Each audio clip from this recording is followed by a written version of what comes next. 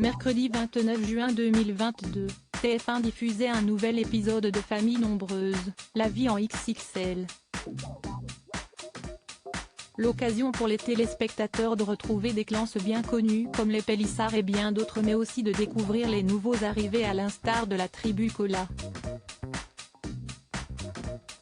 Olivier, 42 ans et responsable logistique, ainsi que Delphine, 39 ans et photographe, sont les heureux parents de 5 enfants, Selena, 16 ans, Gabriel, 13 ans, tous les deux issus d'un premier mariage de la belle, Paul, 8 ans, Louise, 7 ans, et Alba, 17 mois.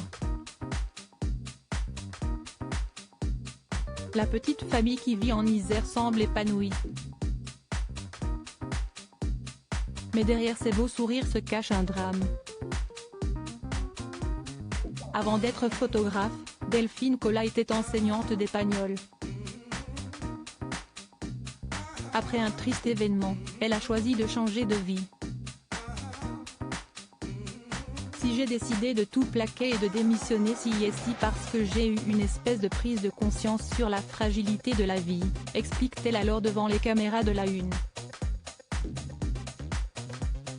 Et de confier qu'en réalité, la petite Alba aurait dû avoir un frère jumeau. Sauf que la vie en a décidé autrement, et malheureusement notre petit garçon est né, et n'a pas vécu, ajoute-t-elle. Depuis, le couple se rattache aux souvenirs de leur fils. On a eu la chance aussi de serrer notre bébé, de l'avoir avec nous, d'avoir nos 2 bébés à la naissance, déclare la jolie brune.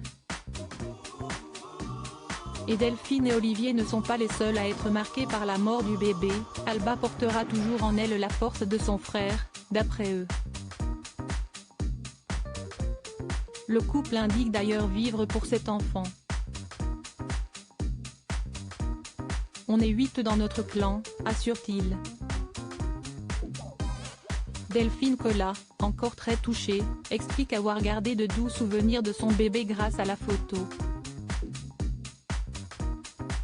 C'est aussi quelque chose qui m'a fait prendre conscience de l'importance de capturer des instants, et je trouve que le métier de photographe c'est incroyable, ce n'est pas un métier pas important, c'est un métier génial. On offre des souvenirs qui durent toute la vie aux gens, conclut-elle.